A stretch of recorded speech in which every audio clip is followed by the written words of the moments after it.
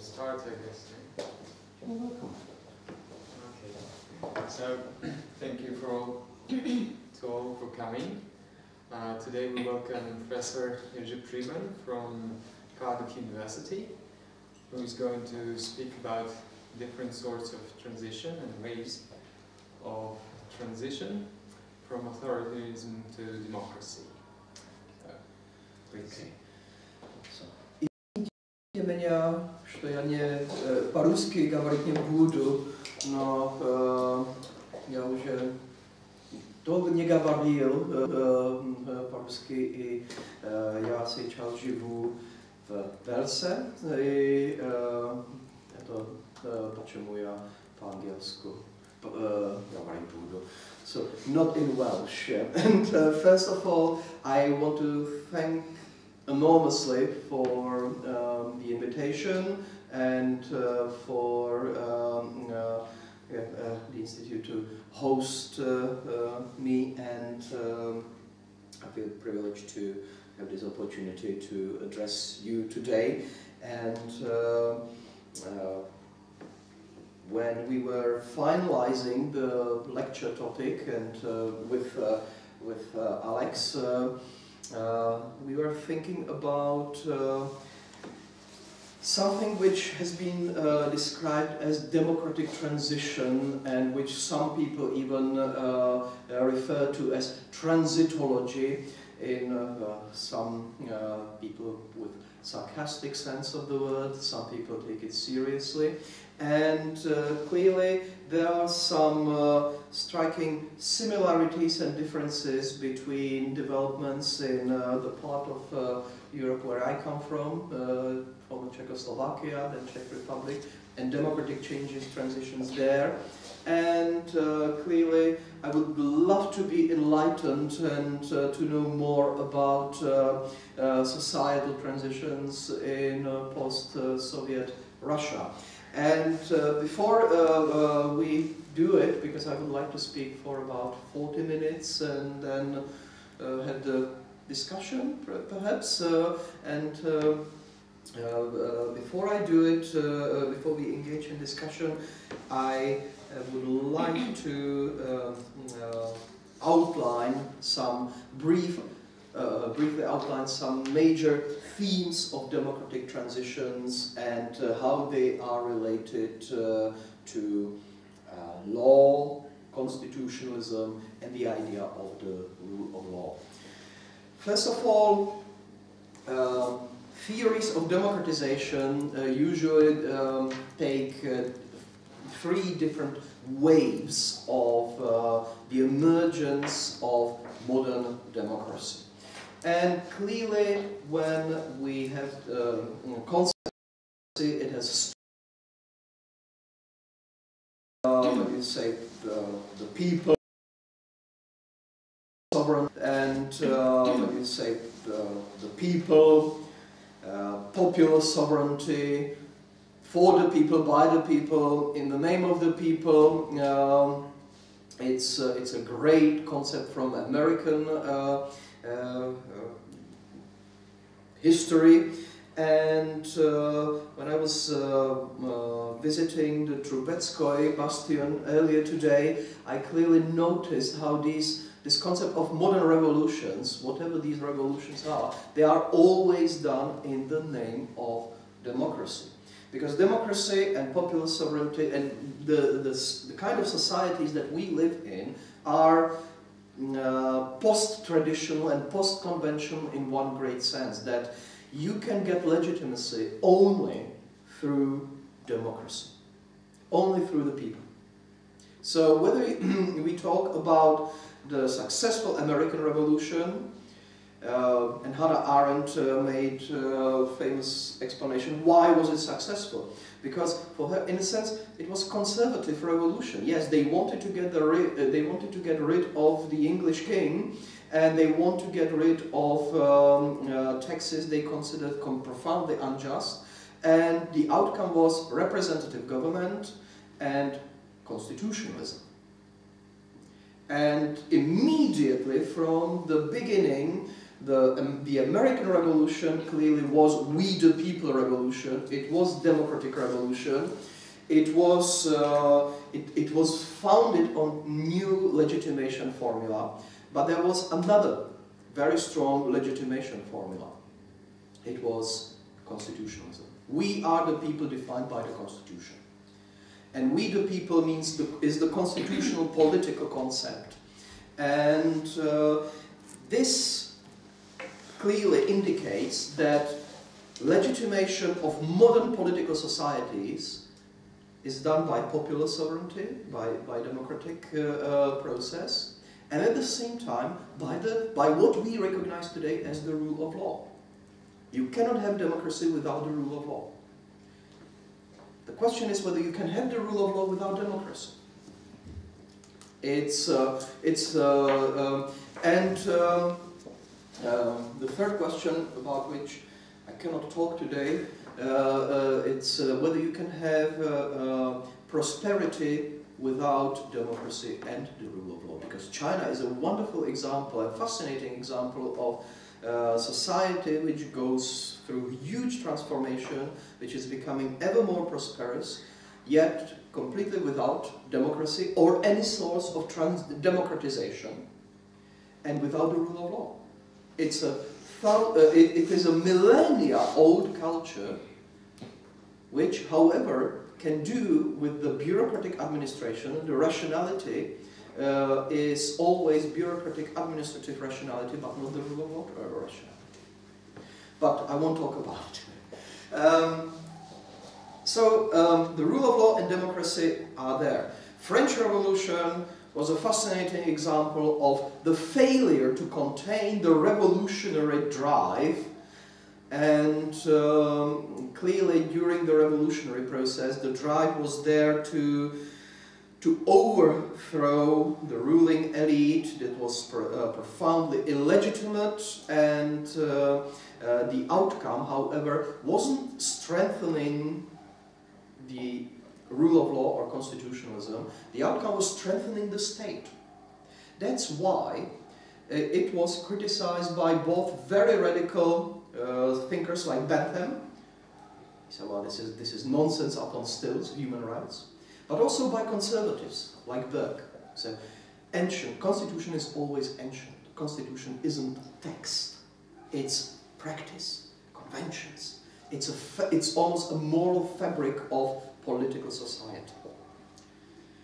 And in the sense, of course, I'm very, very excited for being in Russia for the first time, and I'm doing my late homework now. So, but when you check all those names and all those narodniks and all other successive revolutionary movements, you realize that actually the Bolshevik Revolution was a Jacobite revolution of its kind, that tried to resolve problems of democratic legitimacy through complete redesign of what is law and what is not law. The big question was about not who is the people. It's clear. We will use the dictatorship to liberate all the people of all kinds. Yeah? And of course, we know the tragedy is that you can liberate only through the ultimate imprisonment, totality. Yeah? So this is where French Revolution comes. Revolutionaries come very close to their antipodes, de Maistre and Robespierre have actually more in common than it appears. It's so clearly revolutionary movements, great modern revolutions indicate that democracy and the rule of law, democracy and constitutionalism, because today when we say popular sovereignty, we immediately relate it to constitutional sovereignty. This is what the French constitutionalism immediately links, like this trouble between constituant and constituted. And what constitutes constituting power of the people, is immediately contained by the text of the Constitution, and the people can speak only through constitutional procedures. And now, if I jump into 1989, and of course I have to, I can make a personal comment. I graduated from law school in Prague in 1989, so it was sufficiently late to stay at university, and it was exactly when changes were happening. And how were they happening? When you look at democratic transitions, so theoretically, democratic transitions have three different stages. The first one is post-revolutionary, 19th century, when even in Britain you have this great invention of multi-party system, it's a two-party system. So all social conflicts are actually channeled through divided political elites. The moment you divide political elite into Tories and Whigs, it's great for that nobody has the monopoly on political program. You can always contest actual policies of the state, which really made Britain conservative in many respects, but stable imperial society throughout 18th and especially 19th century. At the same time, so you have this element of stability, but what was happening in the 1980s was there was a period of 1970s and 80s were referred to, especially in Czechoslovakia, as the period of normalization. After 1968, when because the post-invasion government didn't have legitimacy of the revolutionary popular government, because there was no government to set up, unlike in Hungary. So the government stayed in power, and then the purges were done one by one, and by 1969 the completely neo-Stalinist, pro-Brezhnev leadership declared normalization, which meant stabilization, more affluence. So this is when, for instance, population policies were really important. More maternity leave, more benefits for families with young kids, and so it's I don't know if you're familiar with it, but the president of the country, Gustav Husák, yeah, was so yeah, the name reads like goose, yeah, it's goose. So the generation of 1970s is usually referred to as the generation of little geese, baby geese, yeah, because they were born in the wake of these pro-population policies. And normalization meant, of course, neo-Stalinist regime, but those niceties, the niceties of consumer society in socialist Czechoslovakia. So you could, if you didn't protest, you could have a 3-bedroom flat, Skoda cars, those who saved more money had Lada, and a stronger engine, and you could have a cottage and 2 kids, and that would be it. However, systems were destabilized because they couldn't cope. And the technological progress, and it's not related to just the Cold War and new arms races. Simply, the systems couldn't economically cope with new challenges and new economies that were emerging after the 70s and in the 80s. And it's interesting, we chatted about it a little bit yesterday, that the idea of perestroika, that referred to stagnation period, was if you give more liberty, if you give more accountability even through the rule of law. Of course, you know better than me, when Gorbachev started talking about the socialist concept of the rule of law, and actually he was talking like a typical revisionist. He believed that there is convergence, even with the rights idea. It was almost giving extra constitutional or legalistic aspect to the change that was necessary, that was coming. And democratic transitions then started, this is, I jumped over the second wave of transition. I was talking about the first wave in the 19th century when Western societies were becoming democratic, and this is the struggle for the rights of, voting rights of women, and feminism, suffragettes, and Britain is, and especially general right to vote. Second generation is post-Second War. All of a sudden, we realize that even Germany can become democratic. I don't mean German Democratic Republic, I mean the Bundesrepublik. Yeah? And very strong emphasis on the rule of law, constitutionalism. It's the Grundgesetz. This is what makes us. This is the foundational law. Japan and other countries are becoming, you have the second wave, which is post-war, but at the same time you have the Cold War. And the third wave starts not with the end of communism. It starts exactly in the 70s when it is clear that authoritarian regimes cannot cope, are too simple. I would almost say they lack complexity, social complexity. Think of Franco's or Salazar's regimes in Spain and Portugal. Even today, of course, it's obvious, you cannot jump your developmental stages, and today Spain and Portugal are in big trouble because they, a couple of years ago, before the crisis, they believed that they almost surpassed one full period of industrialization, and now they are in post-industrial society. Today there's a big problem, but in the 70s, elites within the regimes knew that you need to make reforms, you need to, and democratization was part of liberalization of the market and opening up to the European market, because the liberal elites within the military leadership, they knew that the only chance is to open up. And perestroika, in this sense, almost looks like it's in the grand historical logic, yeah, that you can't compete, you're too simple.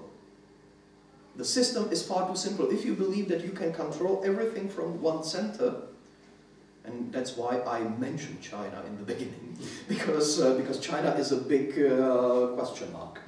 And you know, whether it will falter or whether it will emerge, whether it will prove that capitalism doesn't need democracy, yeah, and it can thrive without democracy and liberties. So the third wave that Hutchinson describes is 70s and 80s. And now we live in the world which is typical of democratization, of even established democracy. So all those scandals that we hear about on a daily basis, even from Western democracies, it's not that today politicians would be more corrupt, but because we can learn much more about corruption even in the West. Yeah, that, of course, MPs in Westminster always used their allowance, parliamentary allowances to build duck ponds in their residences. But 50 years ago, nobody could learn about it. Today, you can. There's more accountability, and that's why we loathe on our politicians much more today. But yeah, this is now we have the democratization theories and three waves, historical waves. But with this general trend towards democratization, there was theoretical backlash against this grand theme of modernity as ever more democratization. And that's when democratic transition theories actually emerged. And they, instead of thinking in terms of some historical reasons or functionalism, they established completely new methodology of studying democratic transitions. And they first said, democratization is contingent. It's a reversible process. It's not part of some grand historical logic of development of society. It can be stalled, and you don't have one simple model. You have many agencies, You have many preconditions that are structural, and so structure and agency is something very important, and they have to be separated from other developments, religious, economic, because they have to be treated as genuinely political processes. So that's why, for instance, you can have a lot of democratization in Latin America, yet you have permanent regress and recurrence of authoritarian populism of Peronist style, and so on. So democratic transitions rely on distinctly political methodology, and it's people, if I have to mention some people, Philip Schmidt did a lot of work in Latin America at the time, and Inge Markowitz in Germany, and there is, talking of law literature, there is a whole book written on transitional justice, and that's important. This is what I want to talk about in the second half of this talk. That Ruti Teitel wrote in 2000. She wrote a book called Transitional Justice and almost coined a concept which was in use, but now it was almost part of the official code of legal and transitional theory, that it's not just democratic transition, it's also constitutional and legal transitions, and you can't separate these two. So if you want to have any democratic transition, always think constitutionalism and think law. To give an example of Chile and Pinochet, when Pinochet came to power, of course he came to power on the counter-revolutionary basis. We in the Soviet bloc, we know that Cuban advisors were involved in the Allende government. Nevertheless, Allende government was a legitimately elected government. This is that difference between legitimation in modo and form. Well, what happened was the brutal coup, the military coming to power in a typical South American style, and extremely brutal suppression of any opposition that could be potentially resistant to the new order. And you have 3,000 people killed, massacred, in a span of a few months. So a brutal dictatorship comes to place instead of democracy. And then, this is 1973, about 7 years later, Pinochet is willing to negotiate some kind of new constitutional form, in which he is ready to transfer some freedom. It's not a return to democracy, clearly, but it's certain element of democratization. How is it done? By the constitution. Okay? So law becomes almost a vehicle of transformation, of transition here. Of course, it took another 10 years before Chile truly emerged as a liberal democratic country again, but here you have the vehicle. I can give you another example before going back home to Central Europe and post-communist reality. If you think of South Africa, you have the apartheid regime, and the biggest illegitimacy of the regime is it provides for democratic processes only on a racial basis.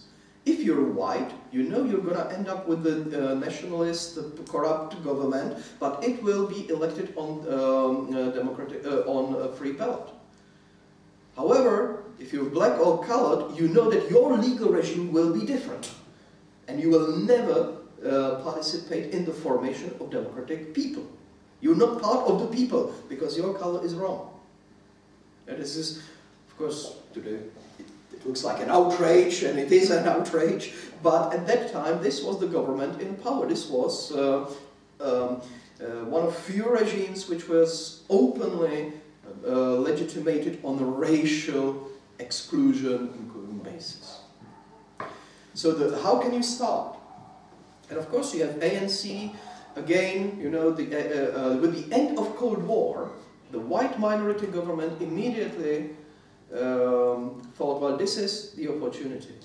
We will give up political power, but we want to keep economic power. How can we do it?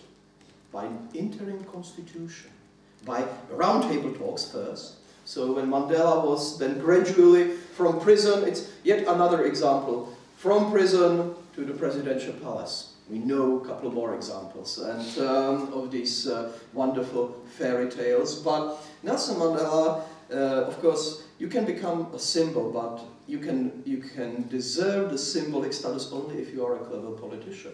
And he was sufficiently clever to contain the radicals inside the ANC and at the same time to use the situation for transformation of power, transition of power, the end of apartheid. And so let's have the roundtable talks, and let's have interim constitution before the new full democratic constitution for democratic South Africa will be drafted by democratically elected. That means in general election, not just racially profiled election. So again, here a lot is instrumentalized, and I'm already coming to this. That what however the white government negotiated was, okay, we will transfer the power, but only on the basis of impunity for political crimes. This is almost like the famous the dilemma of the grudge informer from Fuller's Morality of Law. What do you want to give up and what do you need to do in order to change from a tyrannical or despotic regime to democratic regime and the rule of law regime? There are no easy answers. Going back now, so using just two examples of authoritarian repressive regimes, one based on the military rule and suppression of legitimately elected democratic government, the other simply ending up the long fight against the racist regime. Now let's come back to the late communism of the 80s, when Gorbachev starts talking about perestroika. You know that it means the end of the Brezhnev doctrine, in the sense that no involvement in external affairs. So what happens in the East Bloc countries is your matter. It's that famous to vaše dělo. And it's, you know, that in Czech, dělo means canon. Yeah, it's, so whose canon is it? Is it your canon or our canon? And is it our matter? Now, in the late 80s, it is. And clearly you have two countries that are struggling. One is struggling economically and politically, because in Poland you have, in 1981, you have the martial law, and General Jaruzelski looked so much like Pinochet. Yeah. The military rule in the communist country. This is a complete end of any legitimacy hope. Economically, Poland was the weakest point, but politically there was even something much more. Poles were always the most resistant against and always fighting back the communist regime. You had solidarity, you had the church, you had independent intelligentsia, and these people were always ready to speak up and fight back. So Polish government in 1988, they realized, well, if there is any chance, we have to have the roundtable talks. And again, we have to, what is the purpose of the roundtable? Democratization, but what is the roundtable talks? This is the mechanism how you can achieve the transition. And clearly, it shows a general pattern.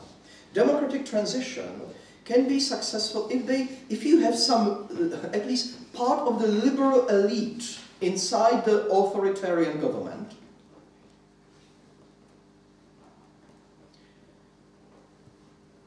That is, whether it's Spanish generals whether it's de Klerk in South Africa, or whether it's pro-reform communist leaders in Poland, who invite opposition.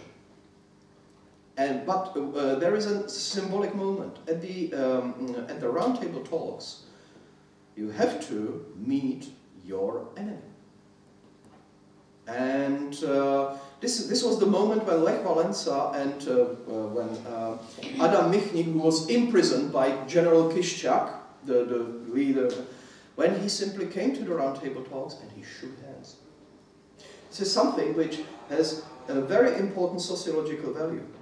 Trust. Say, okay, you promise me that you take me seriously, I respect you, and together we know that we mustn't slaughter each other, we must simply negotiate, compromise, and achieve something. Okay?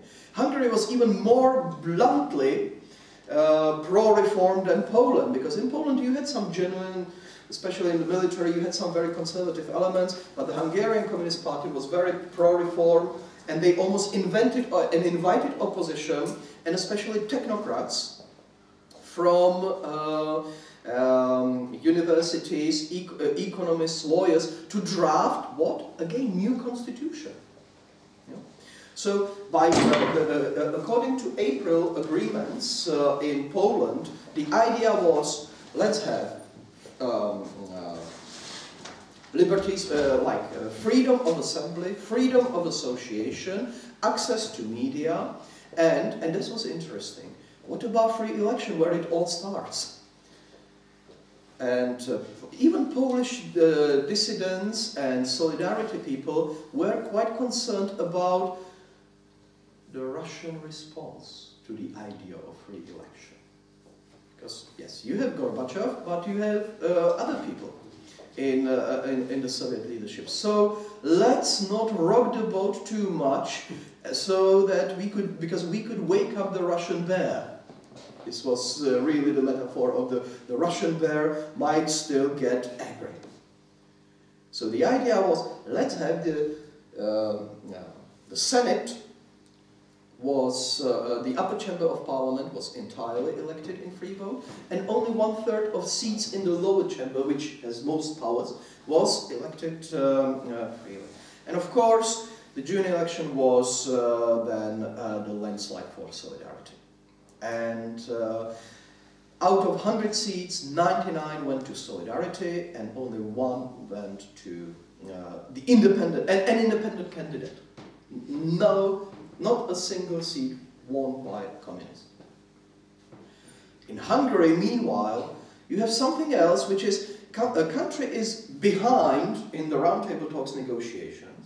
However, it is very progressive as regards the process of drafting new constitution. Plus, they really give up on something which is give up on any authoritarian repressive elements. Hungarians can travel freely already in 1989, which of course, as you know, this is one of the hallmarks of communism, that you cannot, you don't have any freedom. Yes, you have all freedoms linked to your duties, but one of the basic ones is that you don't have freedom of movement. And Hungarians already had that. And on top of it, then they opened. The first crack in the Berlin Wall, of course, was Solidarity in Gdańsk. But then, when people literally could cross, was Hungary. Austro-Hungarian border. And this was the moment spotted immediately by all East Germans with their Trabis and Wartburgs and sunbathing by the Balaton Lake, and all of a sudden they said, and we are going. Yeah? This was the moment of movement. And Hungary, and this is, so Hungary was doing democratization for itself. But the moment you open the border, and you have East Germans leaving through this crack, what is the response? East German government is furious, and it asks the Hungarian government to arrest all these people and extradite them immediately to East Germany because these people are criminals. And Hungarian government, first, they arrest them, but they don't extradite. And after a couple of days of hesitation, the Hungarian communist government comes with this explanation. Truly truthful to the covering the relationships between Hungary and German Democratic Republic, we nevertheless have to state that Hungary is a party to international treaties on human rights, and these treaties take precedence over all bilateral treaties, according to the principle of international law. You have a legalist argument, simply, for not doing anything to stop East Germany. So East Germans cannot travel. So there is a legalistic moment that Hungary simply withdraws what they tried in vain in 1956. We are withdrawing from this common policy in the East Bloc, and because there is other regime which is binding for the Republic of Hungary, and is the international law regime of human rights.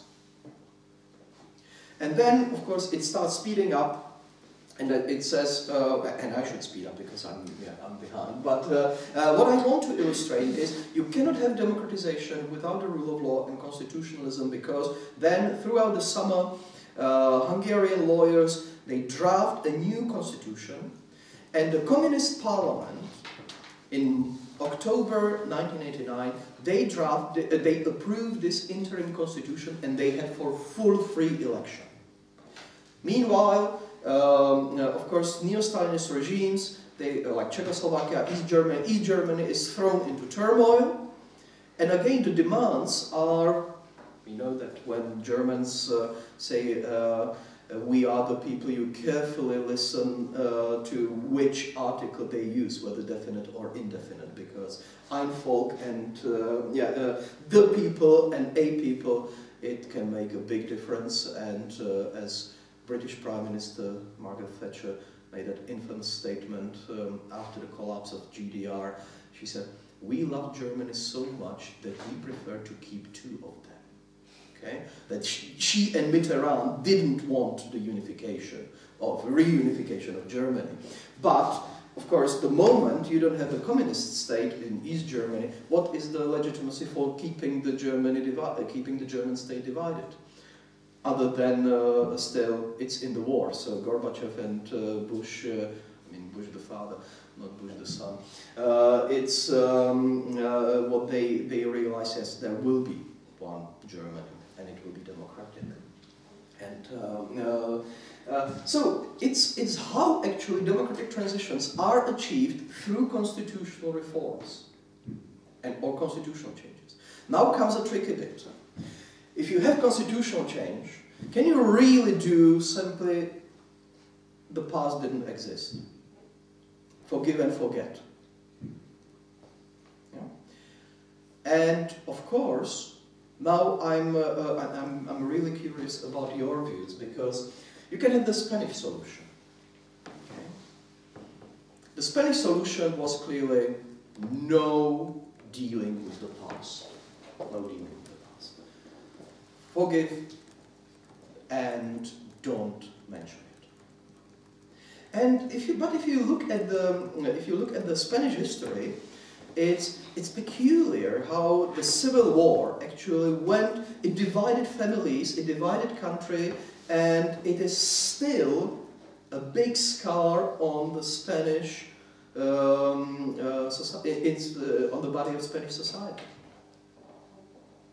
If you don't do anything, maybe it's good to, don't rock the boat policy, because one uncle was a Republican, the other uncle was with Franco, and that's why the family never met. And really the stories, you permanently hear stories like this in Spain. And if we can have democracy, that's the best. Let bygones be bygones, and the best revenge is if you live better. Yeah? Living better is the best revenge. And, but still, today, Spaniards are looking for Federico Garcia Lorca's grave. If you don't deal with the past will be dealing with you. It's almost like Hamlet's father, and you're permanently haunted by the spectre of your father.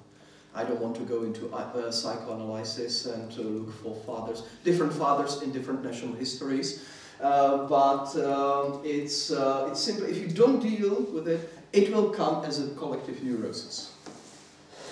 And there will always be people raising it. It's interesting how the socialist government, the previous socialist government in Spain, tried to open this past and at least provide for full rehabilitation and opening archives.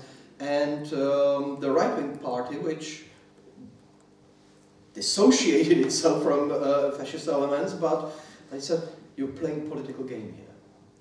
This is a partisan party politics rather than genuine dealing with the past. Still, 70, 80 years after atrocities. It's so if you don't deal anything, then the question is, what do you do with the past? And you have clearly legal or non-legal possibilities. If you go for legal solutions, clearly criminal, yes. Punish them. Weren't they just criminals? Weren't the systems like the one in Chile a criminal, brutal military junta, and all those people who are responsible for thousands of murders, shouldn't they be brought to justice? But if Pinochet says that, okay, I will resign, but only on the condition that I will be appointed a lifetime senator with immunity, then you can say, well, even if you're a leader of the opposition and if you are true liberals, you think, well, I hate the person, he is a murderer, but if it is a price to pay for democratization of my country, I'm willing to do it. This is exactly what Mandela did in South Africa. This government is a police, racist state, but if they demand impunity for political crimes, I'm ready to pay this price, because democracy is a much bigger treasure that we want to build. And it's a big dilemma. It's simply granting impunity for political crimes, but so you can then, okay, you give up for legal solution and you can go for what was described as Truth and Reconciliation Commission. And here we are again with Lon Fuller's grudge-informer dilemma, because what makes crime political? And of course, if you describe that, if you are the state official in an authoritarian regime, and all of a sudden you discover that your wife is having an affair with the person who is a famous liberal and perhaps trade unionist, perhaps university teacher, and you know that he is hiding some demonstration anti-government leaflets. If you report him to the police, what is it? Is it your personal revenge and therefore your private action? Or is it your duty to the state to protect it from its enemies? What makes crime a political crime? What is your motive? And of course, I don't want to go into criminal law, into motives, but it is a famous dilemma. So, and things like this happen.